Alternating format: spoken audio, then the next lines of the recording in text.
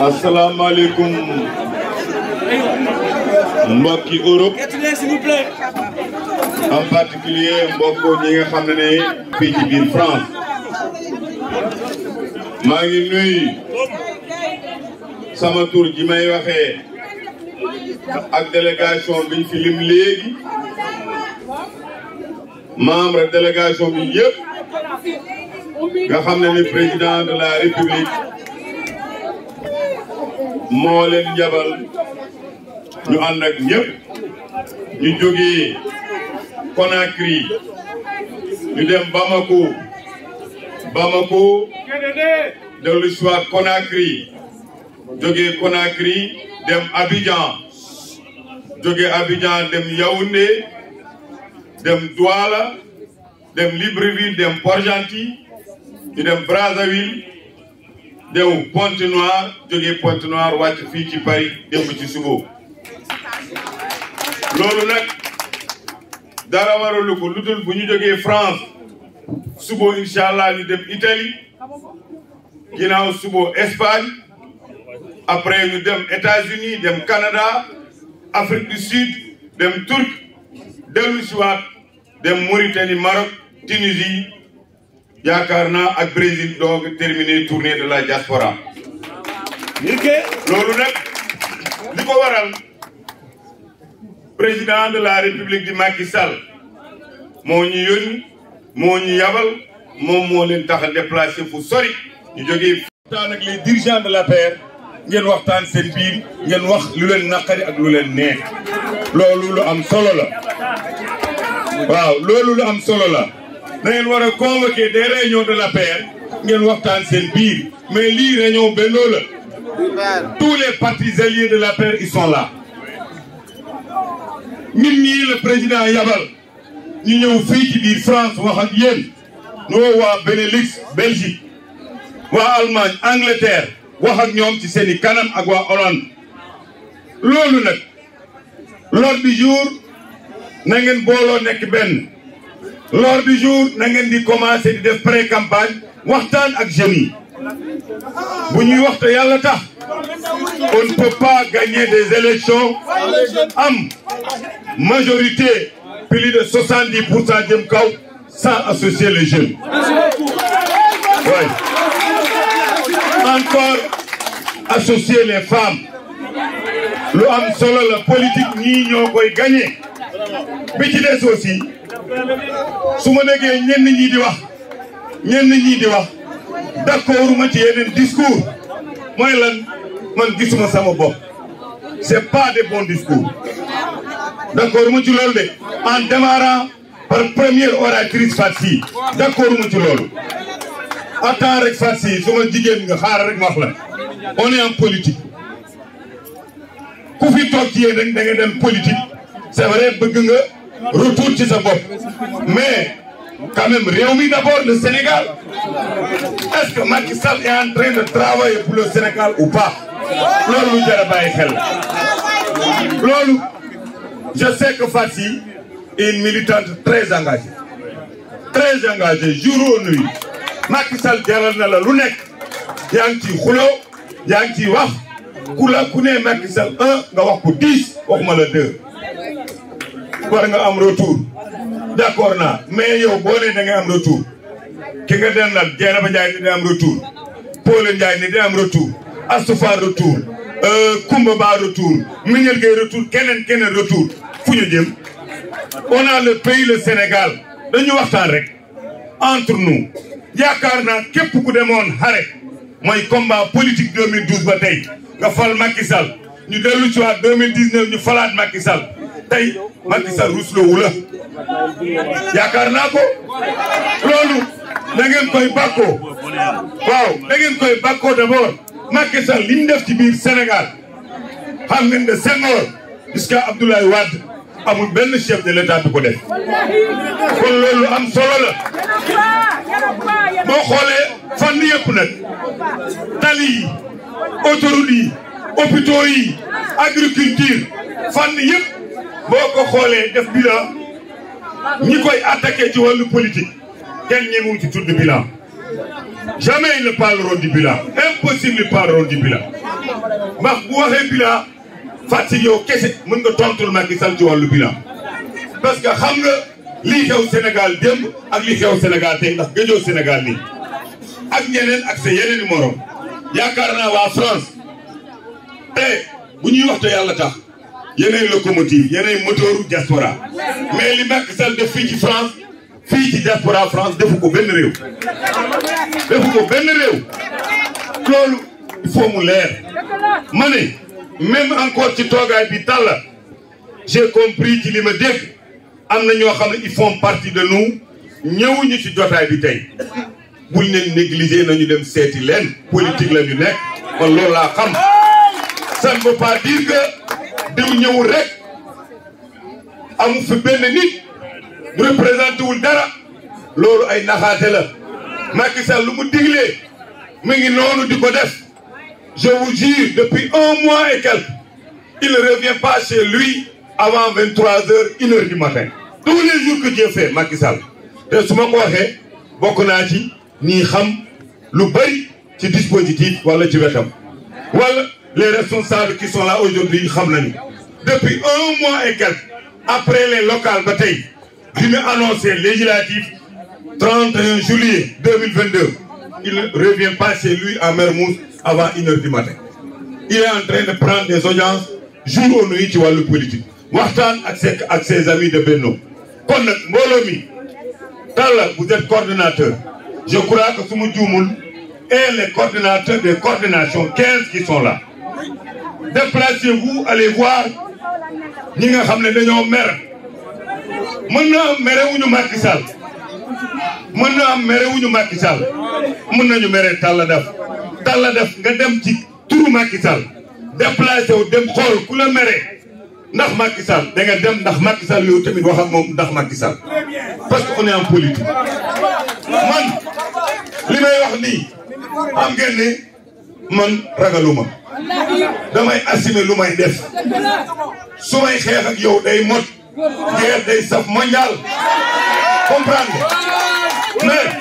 bu ñu tourner la page man noonu laa mel képp ku ma jàppantel day saf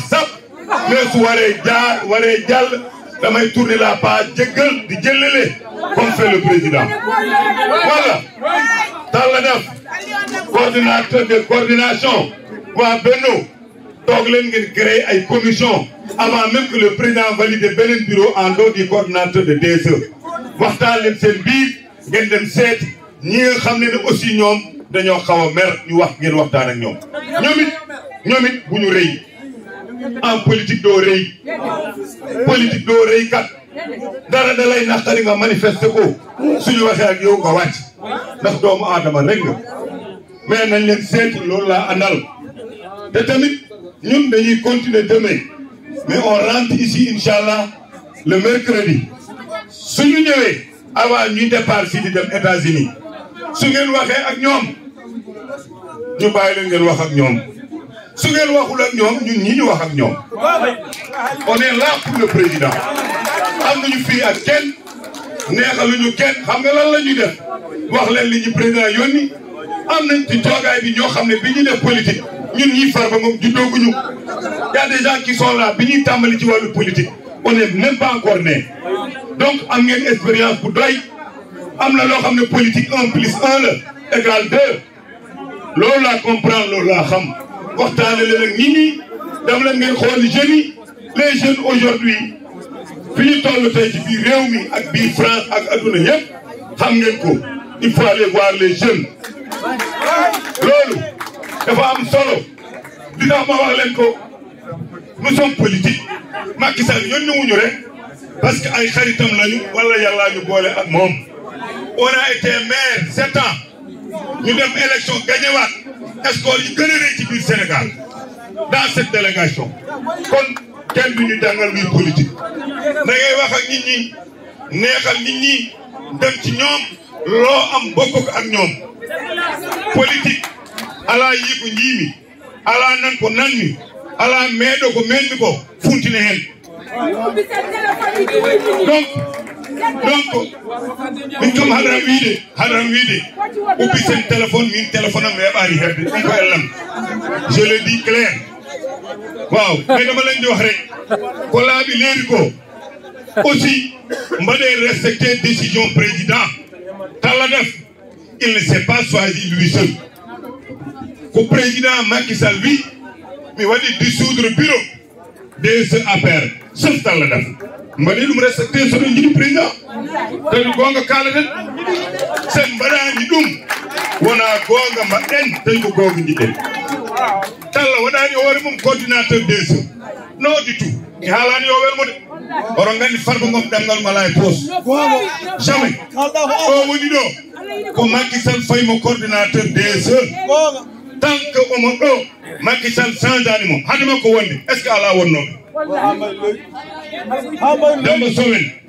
Ahmed Sarr Samba Koita en aujourd'hui talla def demain koɗɗo pourquoi on jaɓata ko Macky Sall waɗi décidé comme il l'a fait avec d'autres responsables quand même mbaɗen liggey pewɗo mbaɗen liggey moƴƴo ɗum woni golle politique en jaɓat décision mo président parti men ƴetti ɗum woni gonga coalition Benno encore mbaɗon ɗum respecté ko noon Macky Sall wi omon woni président de la République omo ƴetti les grandes institutions dewɗe présidence fof omo rokki ɗum ses alliés ça veut dire qu'il respecte ses alliés parce que politique anda nawle la c'est important donc nag bandiraɓe France so weeɗima haala ka mi nanani trop e ko mbanmi poto jugé trop de problèmes en Belgique j'ai pas bien constaté ça mi waɗani constaté problème en Allemagne. Oui, donc ce que je peux vous dire en Angleterre, mais ça veut dire va-et-vient, on a dit que problème au France. Problème au France. Régler problème au on a faux les gars. On a eu des problèmes. On vit en cas de créer tendanciel tan bangé a yidi décision président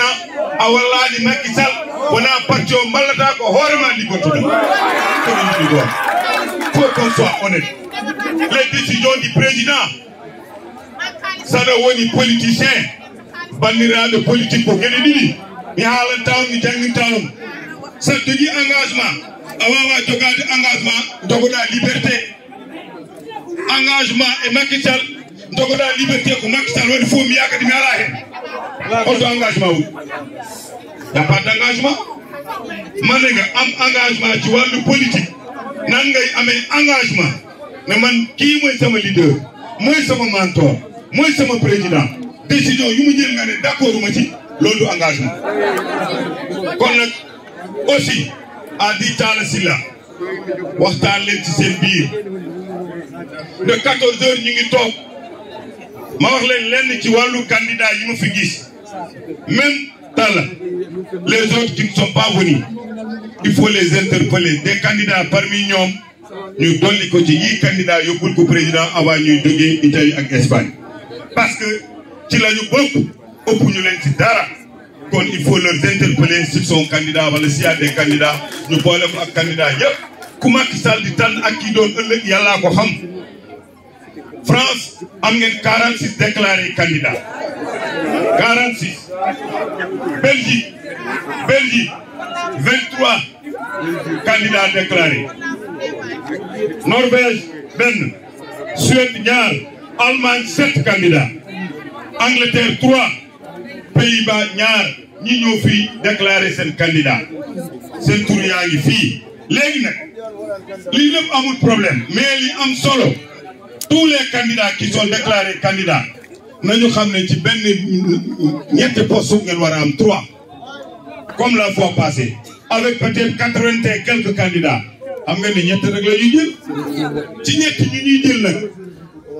da ngeen di engagé wu ku Macky Sall tànn tant que jubóowu leen ci seen biir yéen ñëpp da ngeen di ànd jàppale la coalition de Benno loolu mooy lu important Macky Talla Sylla wax na leen fu Sénégal toll tey mu nekk ci yoonu émergence di gën a jëm kaw te tamit 5 000 et quelques milliards objectif 15 000 20 000 milliards de budget yooyu mbir nag xam nga ne attanul président bi ñu fal mu bañ a yor majorité assemblée loolu xajul ci suñu réew kon nag kenn ku nekk da ngay jàpp ci seen bopp même boo nekkul candidat pour être député candidat pour faire gagner la liste Benno Bokk Yaakaar. Pourquoi? Parce que bëgg nañu Macky Sall am majorité assemblée pour mën a continuer liggéey bi muy liggéey ci biir Sénégal loolu am na solo trop ñu ngi remercier waa France yëpp di remercier le coordonnateur des partis alliés suñu toogaay démb am na solo trop on a compris que seen engagement ci Benno lu dëggu la ci yéen ñu ngi leen di remercier ñëpp waa Rewmi waa PS waa AFP Osez l'Avenir LD yéen ñëpp ñu ngi leen di remercier ak jëf jël di remercier l'APR à quoi qu'on peut dire aussi wax naa leen sànq APR parce que l'APR est majorité ici fii nii ci toogaay bi loolu aussi lu ñu mën a constater la ñu ngi remercier jigéen ñi remercier mag ñi remercier xale yi remercier ñu jógee dans les provinces j'ai vu ici des gens qui ont quitté ay Sendé Marseille donc fu gën a sori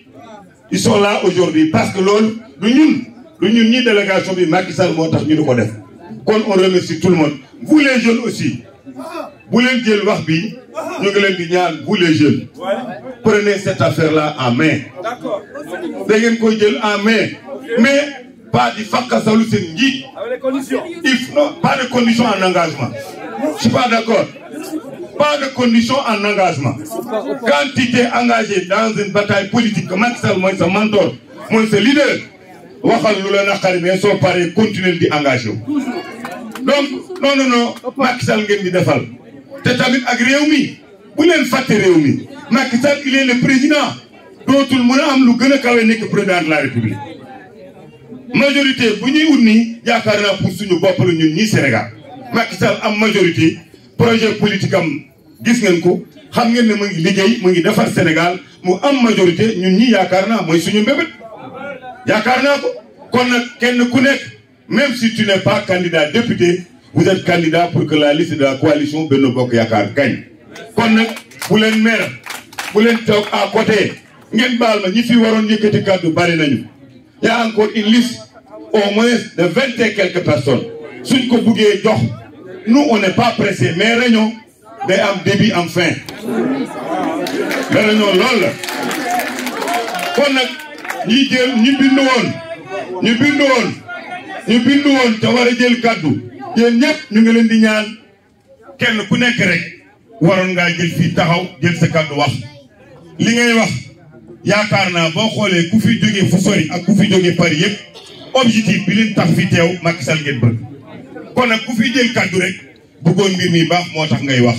ak ku jëlul kaddu tamit am na lu nekk ci sa biir xol vous avez des réunions après nous réunion yooyu de na ngeen di dem wuy ko wax seen xalaat wax lu leen naqari parce que ñun 2 jours 3 jours la ñuy def ci yéen bàyyi leen ngeen continuer bu leen nangu ñun ñi ak keneen ñëpp ñu jaxase leen waxtaan leen ngeen nekk benn ngeen fàtte seen i bopp jiital Macky Sall jiital Sénégal nan la ñu amee majorité à l'Assemblée nationale. En tout cas président mettre na leen dans des conditions pour dès demain ngeen toog waxtaan ngeen mën a liggéey. Au niveau de la France Taladaf est membre de la coalition. Président a mis à votre disposition seen pré-campagne du xaalis campagne 50 000 € pour seen pré-campagne. loolu nag du benn nit du ñaari nit du benn groupe ñoo ko moom c'est la coalition ñoo ko bokk da ngeen di toog la coalition waxtaan leen ak section yi waxtaan leen ak coordonnateur des coordinations yi waxtaan leen ak xale yi ak jigéen ñi kenn ku ne gis ci boppam loolu daal président yónnee na leen seen pré-campagne tàll 50 000 € xam naa ne ci sama xalaat ak ci sama yaakaar yow ku la wax waxu Macky Sall daf lay jaral lu ne parce que ku ne xam na sa engagement ci wetu président de la République kon nag loolu bennoo la c'est pas seulement l'APR mu leer yéen ñëpp la kon nag da ngeen di toog xool naka ngeen di defee seen plan de travail pour mën a am score bu dàq bi ngeen am présidentiel. Et c'est fort possible. Jeunes yi ils sont pas difficiles. Il faut les écouter. da ngay jël sa temps déglu leen ñu wax li nekk seen biir xol boo paree wax ak ñoom ngeen ànd liggéey parce que jeunes yi bëgg nañu Sénégal comme yéen ni ngi leen bëggee donc loolu am solo la. Je crois que la France président met à vos dispositions 50 000 euros pour loolu liggéeyu pré-campagne avant que les moyens de la campagne arrivent. Encore président nee na yéen ñii fii nii ci réunion bii par rapport sa woote ak Benno seen teewaay fii moo leen jàppale seen transport du dara lu dul ngeen bëgg ngeen xam ne boole ne leen ci boppam. su woon loolu même suñu leen woowoon ci réunion avec 0 franc de transport di ngeen di ñëw di ngeen di wuyu mais il l'a fait volontairement moom président Macky Sall kenn laaju ko kenn ñaanu ko bind wuñu defuñu dara moo ñu ne suñu leen joxee les 50 000 euros seeni pré-campagne nañ leen ci boole 10 000 euros loolu man maa ko jàppale ñi ñëwoon ñii pour seeni transport mu leer loolu nag comme on a fait dans d'autres pays du xaalis bu ñuy denc ba suba ñi ñëw tey rek kenn ku ne même bu dee 1 euro rek nañ ci am sa transport même bu dee 1 euro rek kenn ku ne nañ ci am sa transport yéene ko moom keneen moom kon loolu du lu ñuy denc du lu ñuy xaar ba suba je crois bien loolu leer na trop ci waa France. waa Belgique président yónnee na leen seen transport yónnee na leen encore ara ma xool li nga xam ne moom yéen tamit léegi ñaata ngeen jot ñu wax ko ci biir mbooloo mi. yo tekku tan o jewlu moƴƴi yo tekku tan jewlu moƴƴi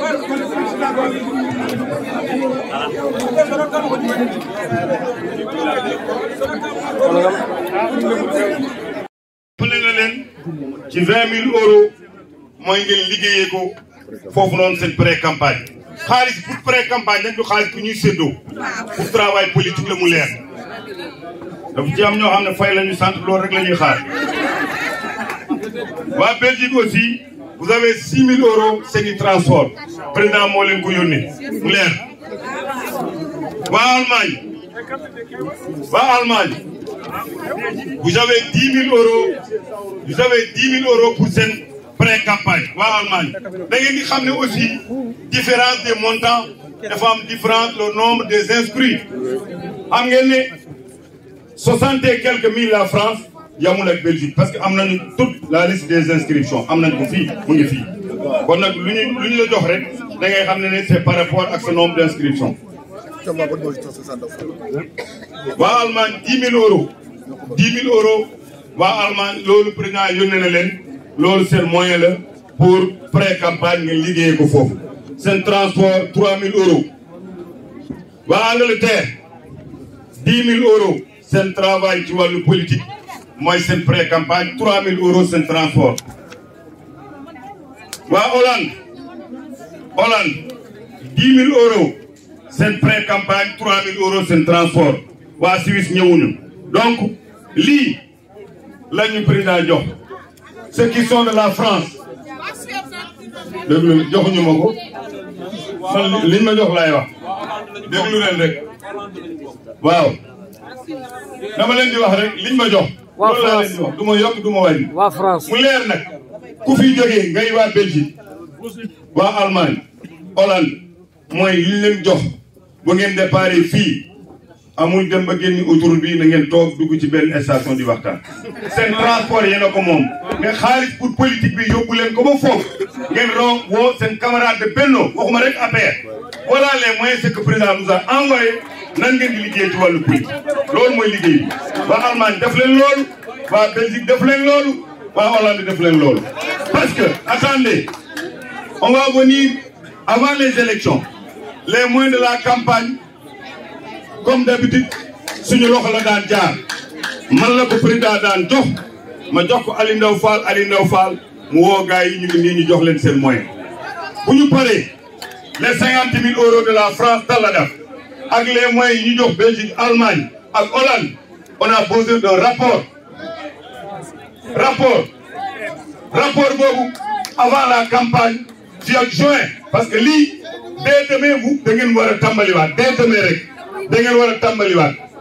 fait avant juin élection mois de juillet on est dans le mois d'avril mais là d'ici juin war nañu am rapport fii fin juin war nañu am rapport na comment les dépenses ont été faites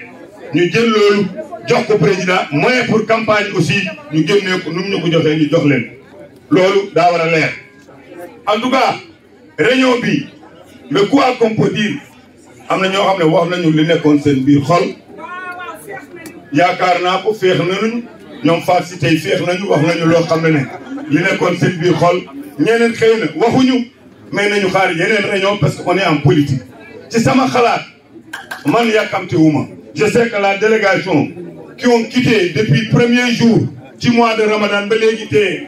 pare guñu pour ñibbi Sénégal ñun on n'est pas pressé su ngeen bëggee ñu continuer su ngeen bëggee ñu ñaanalante fii bu ñu paree léegi dugg fii jox leen les moyens pour transport jox leen les moyens pour travail bi mbir mi féetee bor en tout cas ça dépend que de vous on n'est pas pressé réunion daal day am kii d'accord ngeen waaw kon nag da ngeen di seet Angleterre mi haali je parle Angleterre kon léegi yaakaar naa li nga xam ne yéen a ko moom seen transport la bu ko kenn xeeb da ngeen di toog xaar ñu xool ñaata ngeen kenn ku ne am ci sa transport Macky Sall moo leen ko yónnee keneen may la ku dul président Macky Sall maa ngi nuyu ñëpp di sant ñëpp di gërëm ñëpp merci beaucoup